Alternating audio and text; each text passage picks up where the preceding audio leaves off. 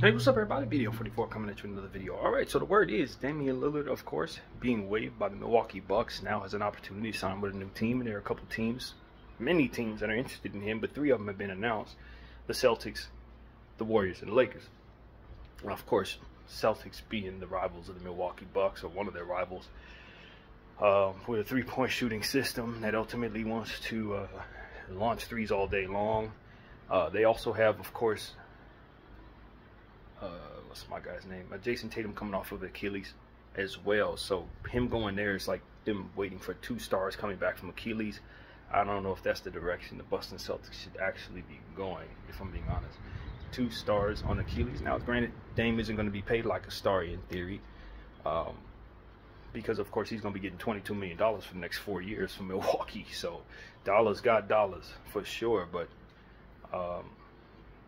this situation probably has him out for this season, and teams are talking about signing him for this season. I don't really understand that logic. I don't understand that logic, unless you can just get him for dirt cheap on multi-year contract, which again, 36 years of age, coming off an Achilles. Why am I signing him to a multi-year contract that includes this year? That just doesn't make any sense to me for anybody, and I don't think it should be done. That's just a waste of cap. If he ain't coming back, it's a waste of cap. And if I am signing for this season, I'm going to sign him at the last minute that it would be for him to be able to play in the playoffs. In other words, if the deadline's like March 1st, I'm signing him on February 28th, right? Like literally, because that's how you have to make sense of paying him for this season, that his rehab goes well, and that here's a chance he could return for the playoffs. But at 35 years of age, coming off an Achilles, why would I even ask him to? Why would I ask him to come back after an Achilles tear at the moment that he's available, instead of asking him to continue to rehab and getting better conditioning and get his strength back? Just nothing about him, particularly with his age, his defensive issues, coming back from Achilles injury, tells me that I need to be asking him to come back immediately after the 8-month period of rehab. It's just, and recovery from the surgery. That's just not, you're not going to get the dollar that you need. The dollar that you need is likely going to come back after a summer of working out after that process. And he can be in the best shape he can be at that age, ready for another long NBA season, and basically for a retirement run, because I don't think he's going to play much longer than this. Which is probably why the urgency for him to sign to a team now on his end, so he can get locked in with a team in case next time he comes back he doesn't look his best and people don't want to sign him, or whatever the case may be. At least right now, with the lure of Damian last being seen as Damian for the most part, even though I remember he was struggling a little bit with Milwaukee, if not a lot, he could still, off the strength of his name, while it's fresh in everyone's mind, get on the team and sign. But for the teams, how many of us does it really make sense for us to sign him in a year when we know we're not going to ask him to play? Eating up cap space just doesn't, that doesn't quite add up to me. Now, the other two teams, of course, my Los Angeles Lakers and the Warriors that have been mentioned, although I believe it was more teams as well. The Warriors, he's from Oakland. Of course, they play in San Francisco. It's pretty much the same thing when you really consider it. Just over the bridge, and he would go up there with Steph Curry, long rumored to want to play up there with Steph because of their three-point shooting circumstance, and just how well they could potentially play off one another offensively, although defensively it would be a struggle. To have Dame go home and play in the Bay Area, I think would mean a lot to a lot of people. I can see him wanting to go up there for that reason, but I don't think their team is in a good space right now. I don't think they have the great GM right now. I don't think their asset class looks great. I think a lot is wrong with the Golden State Warriors. And so he would be taking a big risk, in my opinion, going up there. I don't think that's a good spot to try to win his first ring right now. I don't think so. Maybe he thinks he's the winning piece. They still got Dre. They still got Steph. They got some young pieces. But they still got Coach Kerr's won many championships, but I just don't. I think they're going to be stuck in the mud until they improve their GM situation. Until they get rid of Mike Dunleavy, I don't think they're going anywhere. I'm just being honest with you. I think he's the problem. I really do. But that's a whole nother story. The point is that that's a suitor for him that has been mentioned. And our Los Angeles Lakers, I think we have a unique timeline that makes absolutely no sense, if I'm being honest with you. None. Why? Because LeBron James signed, if I'm not mistaken, a 1-year deal. He's not signed on for next year. This is his expiring year. He opted into his contract. And next year, if he likes what he sees, we'll go forward. If he doesn't like what he sees, maybe he'll retire. Maybe he'll go somewhere else.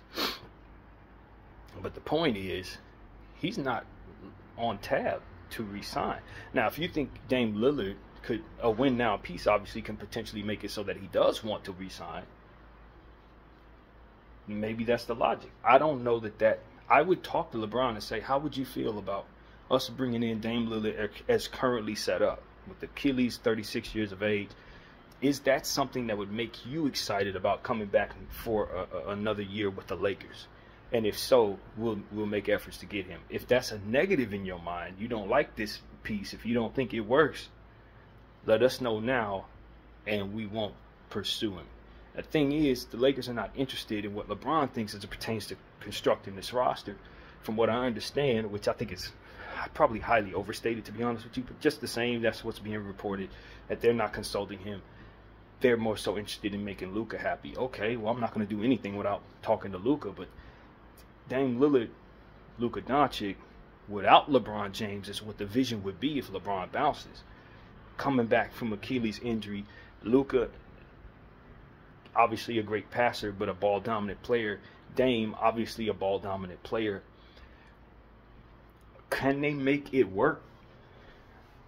I don't doubt that it's almost the same thing as asking him to make it work in Golden State with Steph Curry. They both have to play off one another. Neither one of them are going to be known for defense, and you don't expect anything good on the defensive end. So the fit is funky, and in my mind's eye, I'm potentially bringing Dame back to a team LeBron's not a part of and asking him to be Luka's running mate with Austin Reeves. What are we doing? Like, the fit is just wacky. I think Dame's going to see the fit as wacky. Dame has never shown to me a desire to play with LeBron. Even when we were talking about potentially bringing him to LA, he never seemed like that was really something he was interested in. I don't think he wants to come to the Lakers. I don't. I just don't think this is the place for him. I think he would love to play for the Lakers in a nutshell, but based on how our thing is set up, I don't see him choosing us.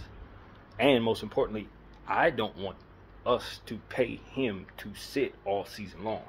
We have too many pressing needs, and that's just something that should not necessarily be a priority for the Lakers. Now, to have a player like Dame Lillard, again, in a nutshell, if he wasn't coming off the injury, if he wasn't at this age, of course you want Dame Lillard. You're going to throw all the money at him. You're going to make sure you sign him for 1 million seasons and whatever he wants. But at this point, I got to look at him as a player coming back from an Achilles injury at retirement age, who already has defensive deficiencies. I just don't see myself valuing him in a way that's going to respect him, if that makes any sense. In other words, I'm about giving him the vet minimum, like literally, because that's exactly who I think he's coming back as, based off this injury and his age and his defensive deficiencies. And what I saw in Milwaukee before he even went down with the injury, he had a lot of bad games. It was really bad. They needed a lot of attack defense around him. It wasn't there, and he was exposed to no end on the defensive end. It was absolutely terrible a good portion of the time. And so for me, I'm looking at him like, yo, you're gonna be a role player, bro. Like, maybe you come back as Dollar because you're super talented. You're gonna stretch the floor like crazy, and this and that. But the other intangibles of the game, I don't see him being able to affect the game in a positive way without lots of defense around him, like lots, and we don't have it. You know what I'm saying? We don't have that. Now, if he were in a place like, I don't know who necessarily has these pieces, San Antonio may have him with, like, I don't think so either. They do have great defense, and the rim protection is there. That's a space that has too many guards, so I wouldn't necessarily send him there. But like, he needs defenders around him. He needs point of attack defenders. And believe it or not, Dallas makes sense. And you got Max Christie, who should still probably be on our roster, all things considered. That would kind of help him having a player like that next to him. Having a bunch of rim-protected centers in the paint, blocking shots like crazy, that would be a situation he can come back to. Now, obviously, they got Kyrie Irving in that exact spot. So if Kyrie weren't there, slip Dame in, and you could see him thriving in that situation. That's the type of situation I want Dame to be in, coming back from an injury, with excellent point of attack defenders to the left of him, and uber rim protection in the paint. Dallas, basically.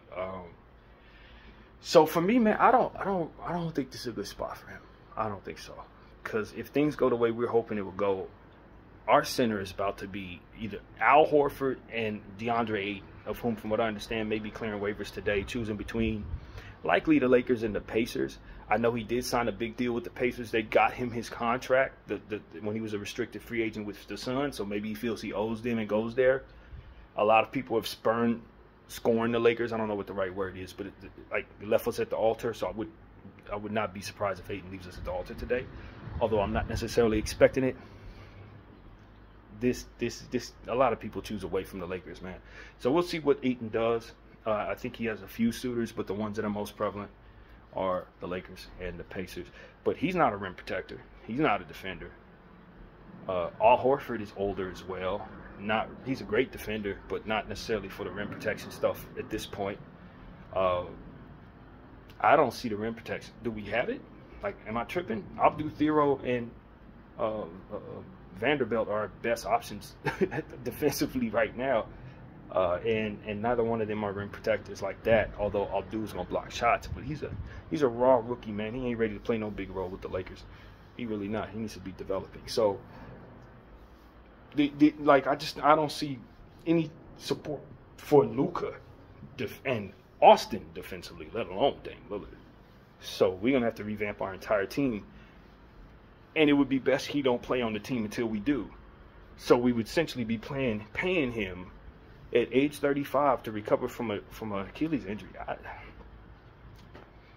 The only way that makes sense is if you can get him on a multiple-year deal.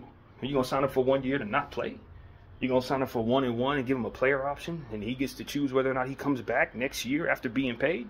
Like, I don't know what kind of contract they think they're going to give Dame. You're going to give Dame a 4-year deal off an Achilles at 35 years of age?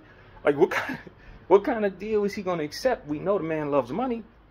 Yeah, like, he loves money. So it's like, for me, that's why his career's gone the way it's gone, because he chose the money over good situations each and every time. And so those who were saying, well, he's getting paid $22 million, so that's going to offset how much he's going to demand from the next team. Nah, fam, that ain't how that works. It's how you want it to work, because you're looking at a guy getting paid for nothing. That doesn't mean that in his next contract, when he's ready to go play, he's going to be willing to let that be the difference. He gonna want this. He gonna want money, more money, like more. That's how that works with Dame Lillard, as far as I've been studying him for years. So he gonna probably want 22 from the next team too, just like he getting 22 from Milwaukee. That's Milwaukee. That's my relationship with Milwaukee. They ain't got nothing to do with me and you. Me and you, I'm gonna play ball for you. You need to pay my salary. Like, I just have a feeling that's exactly how that's gonna go. I don't know why people seem to think that just because people are getting paid. It's the same thing with Ayton. And people are saying, well, Ayton's getting paid. He just got bought out. He just made his year's salary. $35 million came to him at once, or 30, whatever it was, 32 came to him at once from being bought out. So he'll likely take the vet minimum for the Lakers. Why the hell would you do that? What does that money have to do with this money? Now, if I decide to look at it that way from my perspective, that's me doing a favor to y'all. That ain't necessarily what should be assumed just because I'm making that money over there. And I'm hearing a lot of talking heads make that decision, or make that mistake as they assess. That ain't how that works, fam. No. If I'm making 30 over there and I'm having an agreement and my market says should make 30 over here too, then guess what I'm gonna get this year? I'm gonna get 60 this year. I'm not gonna get 30 and just say, well, I'm making 30 already, so that's enough. No, it ain't. What's enough? In the capitalistic world we're in, where billionaires and trillionaires are starting to be formed, why in the world is a millionaire gonna say, I got enough money? That's not how that works. And I want people to understand that's not how that works. If they choose to do it, we appreciate it, but that's not how that works. So yeah, with all that being said, I expect Dame to do what Dollar does. Go after the money. Whoever's the highest bidder is likely where you're going to go. I really think so. And he's going to be very happy to have you pay him for sitting the same year that Milwaukee's paying him for sitting. He ain't going to have no problem with that. He ain't going to have no problem with that. And so that's why I'm like, no, not me. I'm cool. Dang, thank you. If you want to come to the Lakers, let's do this at the end of the season when we see how your rehab goes. When you can actually play ball, then we start paying you for playing ball when it's time to see you actually do so. As far as paying you to sit, nah, I'm not falling for that con, bro. Not this individual. Nah, you wouldn't be able to con me like that. Nope. Sorry. I'm wired a different way. I'm the dude to say, yeah, nah, I'm not throwing money down the toilet just to say I have a guy on my team with a name that I likely can't even retrade because he's going to be injured all season. If I want to trade the name, it ain't, no. You're going to be paid when you can play, as far as I can tell. And that's the only way I would play it if I'm an organization. You need to go get right, go get healthy, come back strong, show me you can play, and then I'll pay you to play. So all this paying him to sit stuff, I don't know what type of games people running, but it wouldn't work with BDF 44, I promise you that. So with that being said, I don't think he's going to come to the Lakers. I don't believe the Lakers have the right situation for him. I don't believe the Lakers are in the business of throwing money away. I really don't. But you never know. As bad as they need assets, maybe they have the idea that Dame Lillard is a great asset to have on par, especially if LeBron's leaving. Maybe they're trying to keep LeBron in the house, and maybe having Dame Lillard makes psych people into thinking LeBron's going to want to stay for that. I don't know. Just like Milwaukee seems to think them getting Miles Turner and ruining their books for 5 years is going to make, you know, Giannis stay. I don't know. Maybe it does, but if people are looking at things the way I do, that ain't going to make people want to stick around in respective situations. Not at all. So, you know, I mean, all things considered, like I said, in a nutshell, if we acquire Dame, I'm not going to be unhappy about it. I'm not. And it's not my money I'm spending. But, and I don't think he's going to hurt our situation as it pertains to when you have Dame Lillard, you feel excited about what the ceiling of your team can be.